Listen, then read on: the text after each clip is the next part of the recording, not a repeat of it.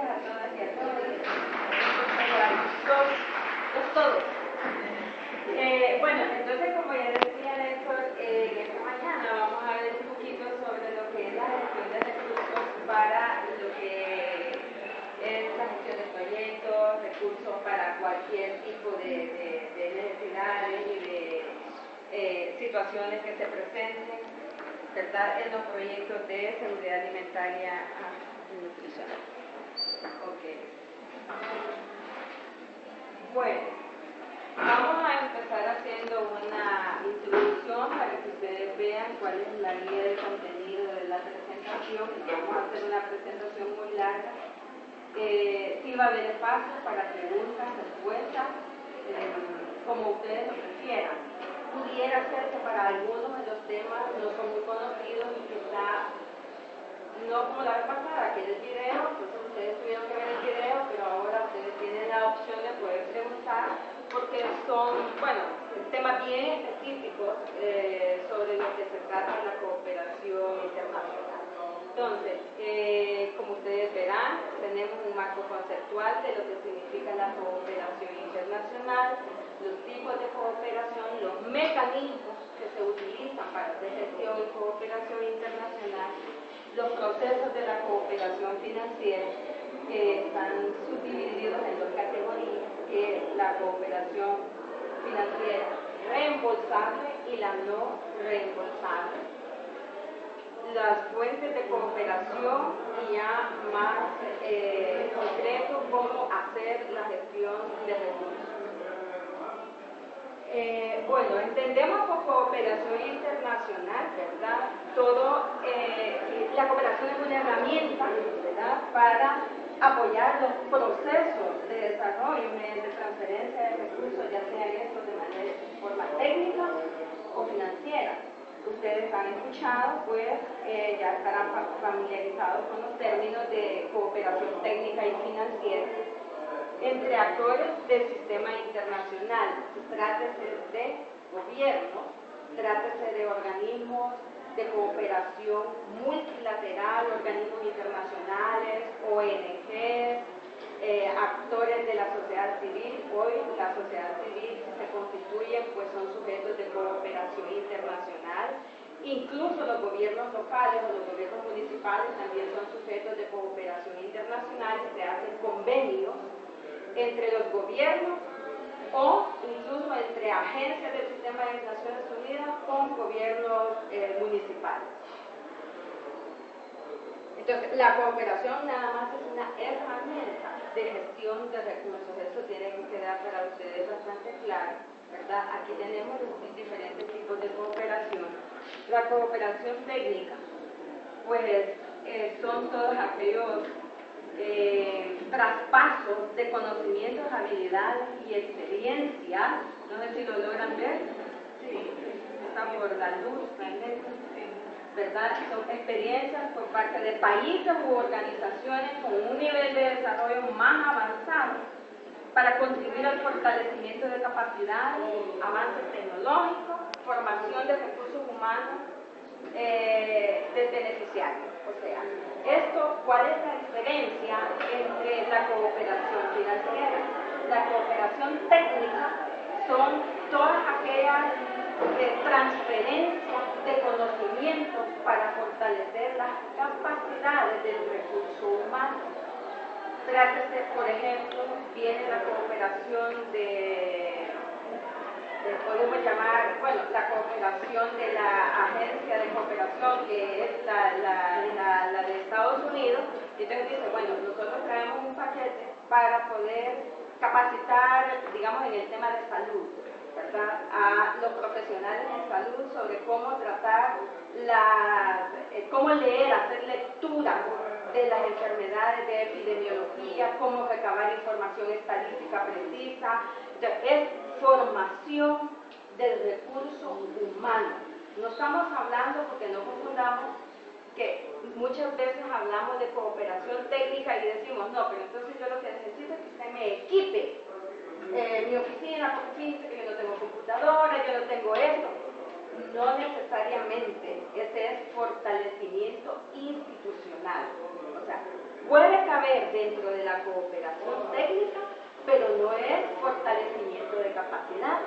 Fortalecimiento de capacidades está enfocado al recurso humano, a la transferencia de conocimiento.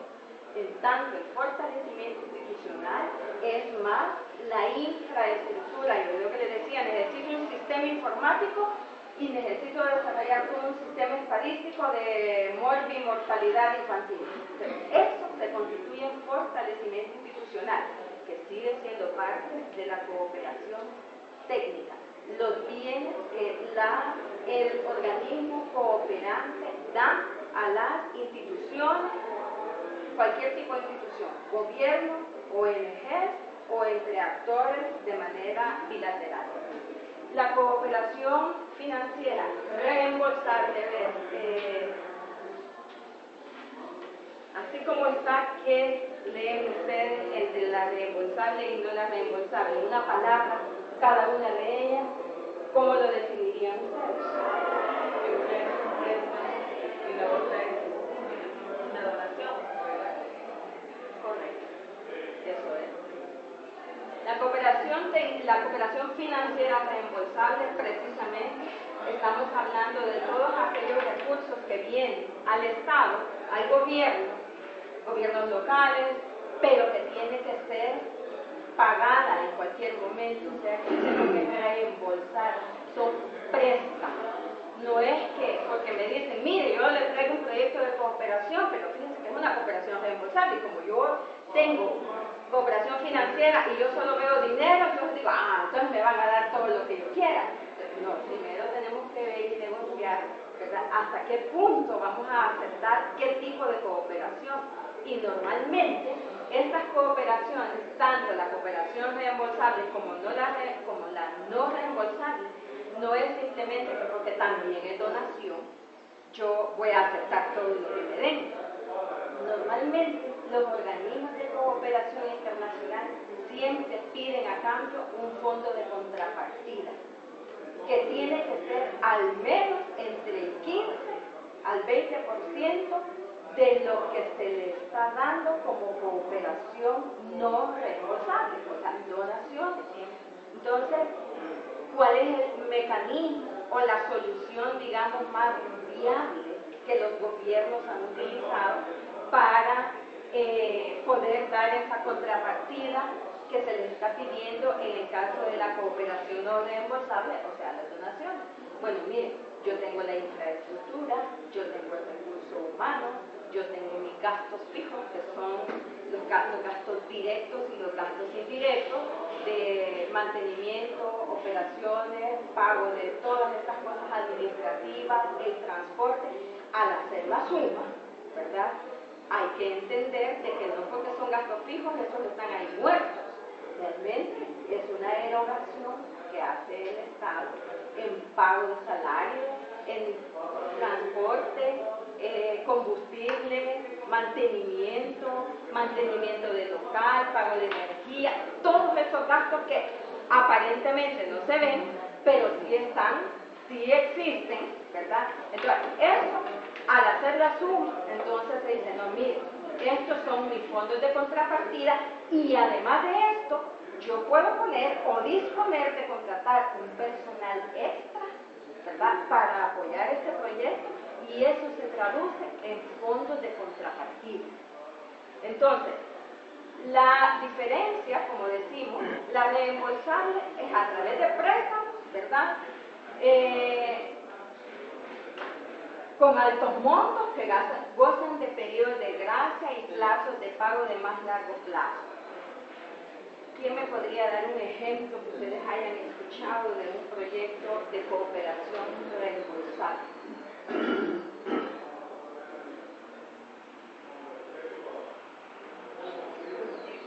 No sé cómo clasificarlo, pero donde yo trabajé en una ONG, con los agricultores se les pedía capital semilla, le llamaban. Y yo entendía que lo que ellos, la fundación les daba la semilla, les daba insumos, todo, ¿verdad?, orgánico. Pero ya cuando fuera la cosecha devolvían el 5 o el 10%, pero en semilla. Entonces no sé si tiene que, y lo devolvían a la DESCO para que ellos después hicieran préstamos entre ellos. No sé también son como proyectos de protección social, que caen en otra categoría. Los proyectos de cooperación financiera, estamos hablando de que son fondos que proceden de gobiernos o de estados más desarrollados o de organismos o de agencias de cooperación internacional, y estamos hablando de montos importantes. Dígame, doctor. La organización de transporte del CITRAN, o será uno de los proyectos transversales. Aquí cerquita, ¿verdad? En Amayo tienen ustedes un ejemplo. Queremos este proyecto que están haciendo del paso a desnivel. Los Fomilenios. No, Fomilenio no. No, Fomilenio fue una donación. ¿Y Alba Petróleo? No, porque Alba Petróleo tiene ellos no son un gobierno, y ellos tienen su propia empresa, y ellos son, bueno, con destino supuesta, así ellos se han identificado a sí mismos como proyectos sociales, o sea, no tienen ellos un interés de poder invertir para después lucrarse, son proyectos no lucrativos, entonces no podría, estos serían como proyectos de donación, habría que ver si hay un convenio de ellos con el gobierno o con los gobiernos municipales. Pero, por ejemplo, los proyectos de infraestructura grandes suelen ser proyectos de cooperación reembolsable, no necesariamente son donaciones. Tal vez la aclaración para ella. ¿Cuál es su nombre? ¿Sí? Claudia. Porque tú preguntaste a dónde clasifica ese tipo de proyectos. La ONG lo que gestionó fue una donación. Le dieron una donación, y que dentro de la estrategia, pues es un proyecto de desarrollo, dentro de la estrategia para impulsar procesos de desarrollo comunitario como el que está escrito, estaba considerado probablemente el otorgamiento de capital semilla. Capital semilla son recursos financieros a las comunidades, que la comunidad no lo va a devolver a la ONG, pero lo va a hacer un fondo revolvente. Te voy a dar $50,000 para que tú le prestes a la gente de la comunidad, pero la comunidad sí te lo tiene que devolver a ti. Por eso le llamo capital semilla. ¿Por qué? Porque es una semillita para que de ahí nazca un proyecto técnico financiero más grande para la comunidad. Pero la comunidad tiene que demostrar capacidad de administrar esos recursos. Eso es lo ideal, ¿verdad? Porque hemos visto que muchas veces está la plata y en cuestión de un periodo desapareció. Y entonces, por eso cada vez más esos proyectos son más cuestionados, son más difíciles de gestionar ante cooperantes, ante donantes, porque se ha invertido muchísimo y los resultados son bien pobres. Por el orden, Lorena, y luego. Nosotros tuvimos la experiencia con un proyecto en nuestra comunidad,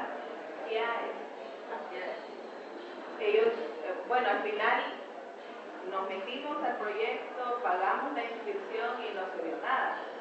Pero ellos habían prometido invertir $30,000 en un proyecto en la comunidad tenía que poner el 15% del capital que ellos ponían, pero el objetivo era que se invirtiera en el cuidado de la reserva de la biosfera. No sé si el reembolsable tiene que ser directamente económico, o si ellos también buscan que se reembolse de otra forma, que se pague de otras maneras. El reembolsable normalmente hay que pagarlo Con dinero, ¿no? Sí.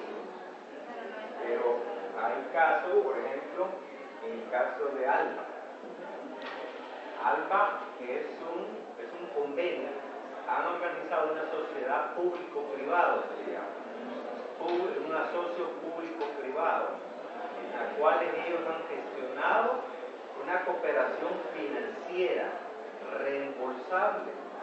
Son recursos que lo van a pagar.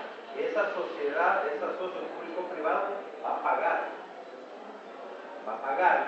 quien me ha prestado esos recursos en un plazo, el monto en un plazo y una tasa de interés. La forma de pago es negociable, porque como puede ser pago financiero, o sea, se paga como está pagando en su casa, o puede ser también en especies. En especies, por ejemplo, en el caso de ALPA, o el gobierno de Venezuela, lo que se está haciendo hoy día, se está pagando, hay un periodo de gracia también, se negocia el periodo de gracia, pago en especies, por ejemplo, en grano, en alimentos. Así lo ha negociado en Nicaragua, así se ha negociado aquí. Le va a pagar con alimentos, con bienes transables que nosotros como país producimos, como puede ser camarones, puede ser textiles, como puede ser café. Entonces ese es el marco de... Pero hay que ser muy claro que eso corresponde a una cooperación financiera reembolsable, ¿verdad? Porque lo van a tener que pagar. Aquí, por ejemplo, ustedes tienen ejemplos, las obras de infraestructura vial, era el que yo les decía, ese que están construyendo ahorita aquí en Amayo, proyectos de abastecimiento de agua y sistemas de saneamiento vinculados al desarrollo de programas sociales y de combate a la pobreza, por ejemplo, de Red Solidario. Parte son fondos de cooperación reembolsables, parte son del gobierno, pero la mayoría son fondos de cooperación que hay que pagar. Si ustedes ven, con bonos, con efectivo, o sea, en algún momento el gobierno, dependiendo las cláusulas y cuáles sean los compromisos, esos fondos, esos préstamos, todos esos préstamos que vienen del BID, de los bancos, bueno, ya lo vamos a ver ahorita más adelante. Doctor, usted tenía una... Sí, allí con la cooperación financiera no reembolsable, creo que con la cooperación económica europea, yo me acuerdo que ya por el 2008, 2007 por ahí, estaba un plan binacional. Y esos fondos que la cooperación económica europea daba, esos fondos no son reembolsables. Pero sí, ya mencionaba algo muy importante, las cláusulas que ponen en el contrato. Y me recuerdo una de las cláusulas que ponía en el contrato, por ejemplo, decía, queremos comprar un vehículo. No. Entonces venía y decía, hay que comprar un vehículo europeo, una Rover, otro. Entonces, esas son las cláusulas que ponían. Un ejemplo. Otro ejemplo también con la cooperación técnica, por ejemplo, la cooperación técnica que ha tenido el Ministerio de Agricultura por años con Taiwán. Esa cooperación son fondos no reembolsables o son fondos reembolsables, es decir, como la cooperación técnica con Taiwán, China-Taiwán. China-Taiwán hacia la agricultura. Muy buena pregunta. Es una cooperación técnica. Bien, hay que ser claro. No existe desayuno de almuerzo gratis. No. Siempre hay interés de por medio. Siempre, toda la vida. Taiwán, Corea, Israel, todo. Por eso es que cuando se gestiona una cooperación técnica, digamos la cooperación técnica entre gobiernos, ¿verdad? Entonces, por lo general todo eso, hay un convenio marco. Convenio marco es que el gobierno negocia ese convenio marco por un periodo de 25 años, 10 años, dependiendo. Entonces, ese convenio marco va a regir los términos de la relación. Entonces, esa cooperación que nos va a dar es técnica y es financiera, donación, que está regulado por un convenio marco entre países. Pero siempre, cuando uno está negociando esa cooperación técnica no reembolsable, siempre pasa por Ministerio de Relaciones Exteriores. ¿Por qué? Porque hay un instrumento marco que rige. ¿Por qué? Porque como me van a dar esa donación, pero me van a pedir algo a cambio. Por ejemplo, cuando se creó el Estado de Israel, en 1948, la cooperación que te da Israel te la va a pedir en cuestión de votos. por ejemplo, para crear a Israel, se negociaron y se tuvo que, en Naciones Unidas, ponerse de acuerdo países para que dieran su voto para crear el Estado de Israel. De Centroamérica solo Guatemala les dio el voto. Igual con Corea, igual con Taiwán. Como hay negociaciones políticas, entonces necesita votos. Entonces va El Salvador. ¿Te acuerdas todo lo que te dije? Toda la cooperación que te dije, hoy te la pido. Dame apoyo político para ahorita que yo quiero mantenerme independiente de mi grandote que está a la par de ellos, ¿verdad? Entonces le va a pedir apoyo político. Por eso es que toda esa gestión, el Ministerio de Relaciones Exteriores está verificando de que no comprometas. Un Ministerio de Agricultura hasta cierto punto tiene libertad de negociar cooperación, pero a la hora de firmarlo tiene que pasar por Cancillería, porque Cancillería tiene que verificar que no estés comprometiendo al país en nombre de una cooperación o una asistencia técnica agrícola, por ejemplo. Por una cooperación chiquitita comprometes todo el país. Entonces, así se maneja el ámbito de la diplomacia y todo eso. De repente son cooperaciones técnicas y está el embajador es el político, el otro es el técnico. Entonces, insisto con eso y termino con eso nuevamente, no hay almuerzo gratis, nadie te va a dar nada. De hecho, hay cooperación, hay mucho cooperante financiero, los bancos. Los bancos te dan también asistencias técnicas no reembolsables, te dan de lo otro. ¿Y por qué te lo dan? Te dan una donación de $250,000 para que vos les pidas un préstamo de $30 millones. Te dio un poquito, pero para amarrarte bien. Esos $250,000 que te dio como asistencia técnica no reembolsable, te la cobran. No hay avance. Sí, siempre hay interés. Ya cuando se trata de préstamos también. Entonces, en la cooperación financiera no reembolsable, que son las donaciones, ¿verdad? No obliga al reembolso a los países receptores, ¿verdad? Permite, ¿verdad?, a través de dichos fondos, adquirir equipos, construir obras de infraestructura, enfrentar problemas para los retos del desarrollo. Sí, han habido proyectos de cooperación financiera no reembolsables, pero siempre hay una cláusula en donde algo de margen hay que apartar porque siempre hay que retornar en especie o en efectivo. Sobre todo cuando él ponía el ejemplo de los vehículos. Mire, por ejemplo, las agencias de Naciones Unidas. Antes, es cierto lo que dicen, dependiendo de dónde procede la cooperación, porque hay varias agencias de cooperación a nivel mundial y varios países.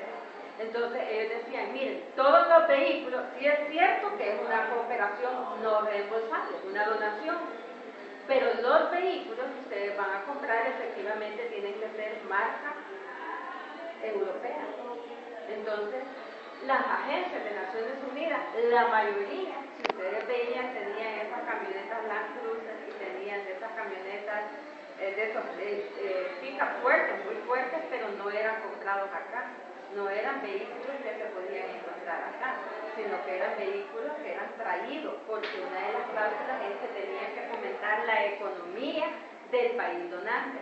Las agencias de Naciones Unidas, ellos como agencias, eso es una cosa que a ustedes les tiene que quedar bien claro, que les vayamos a poner un par de ejemplos, ellos como tales no tienen fondos. Por ejemplo, ustedes van a oír a la FAO, van a oír a UNICEF, al PMA, a cualquiera de las agencias del sistema de Naciones Unidas. Ellos como agencia no son los que definen cuánta plata van a tener. De hecho, ellos no disponen, como el gobierno salvadoreño, digamos, de un presupuesto que dice, el presupuesto que se aprueba a final de año para el siguiente ejercicio fiscal, que son 150 millones de dólares, por poner una cifra. Las agencias no, porque ellos dependen de lo que les inyecten los países cooperantes. Su ingreso es muy dinámico y ellos más o menos proyectan presupuestos, pero no significa que ese verdaderamente va a ser el presupuesto que ellos van a manejar en un año. Incluso, y eso lo hacen con el personal nacional que contratan. Le dicen, mire, le vamos a dar un contrato, pero no es un contrato fijo. por eso mismo, porque hay cláusulas, que hay una clausulita en chiquito allá que dice, esto dependerá de si hay o no disponibilidad de fondos. Supuestamente se está contratado para 6 meses, pero si llega un momento, ellos ahí se lavan las manos en el contrato, está bien clara la cláusula, y dice, sujeto a disponibilidad de fondos. No es que, por ejemplo, ustedes ven, que ahí van y vienen consultores y la metodología, o más bien, ahora la dinámica es contratar consultores. Ya no tienen personal fijo, por eso, porque a nivel de consultoría les permite a ellos tener productos concretos en corto plazo, sin mayores compromisos, pero no tienen mayores prestaciones también. Entonces, ellos, hoy por hoy, con las nuevas orientaciones de la cooperación internacional, ellos se cuidan mucho de eso, porque efectivamente, todas estas cooperaciones, todo esto se está retrayendo, la cooperación financiera no responsable, hoy por hoy, ya no es como era en los años 80, en los años 90, después de la guerra. Ustedes vieron que, aquí en Chalate, pero eran miles de ONGs, y en la parte oriental y en todas partes. Ahora ya son bien poquitas y ahora cada una dice, no, ¿cuál es el énfasis de trabajo? Porque ya no todas trabajan en todo. Hay unas que solo son proyectos de infraestructura, que creo que son las menos, porque es lo más caro.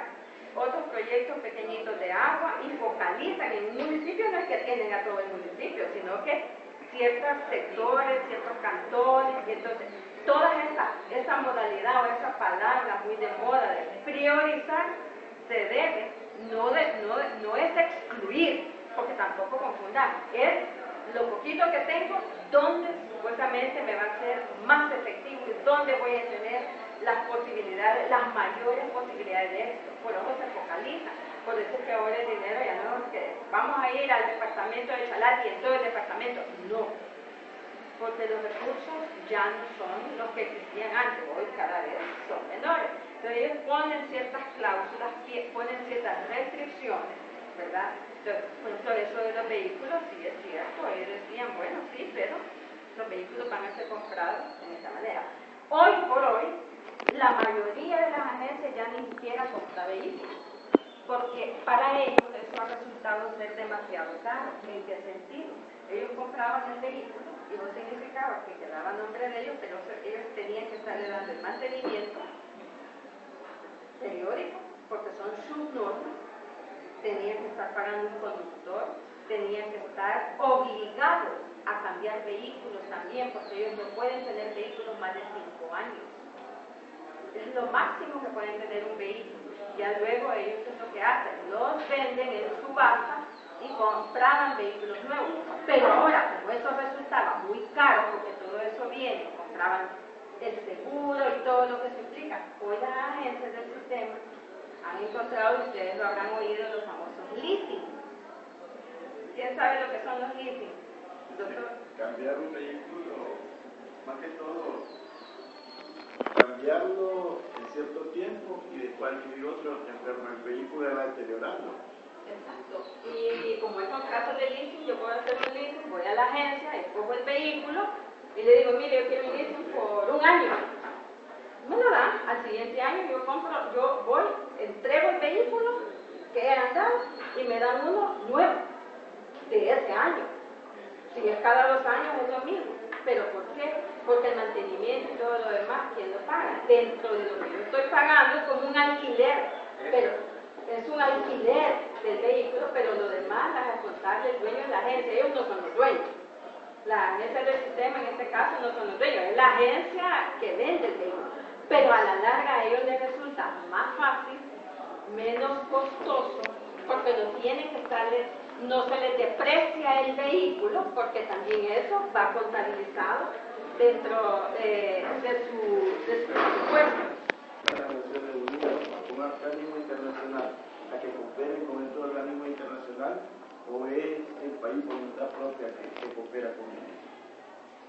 ¿Cómo así? Que si, bueno, obligan a la FAO que coopere con El Salvador. No, la FAO recibe fondos de X país. Sí. Este X país está obligado a financiar, a cooperar con la FAO, a darle no, o voluntad propia. voluntad de los estados y de los gobiernos. Quiere decir que si esos gobiernos, la cooperación no llega a esos organismos internacionales, Sí. Sí. desaparece. Sí, de esos hay muchos ejemplos. Yo les puedo decir uno. En Dinamarca, por ejemplo, cooperaba para el Programa Mundial de Alimentos cuando recién comenzó el Programa de Alimentación y Salud Escolar y el Proyecto de Salud. Ellos donaban dinero para el PMA, para que el PMA comprara alimentos para donarle a estos proyectos a El Salvador. Dinamarca, ellos querían dinamizar y desarrollar un producto específico. Entonces, ellos lo que le decían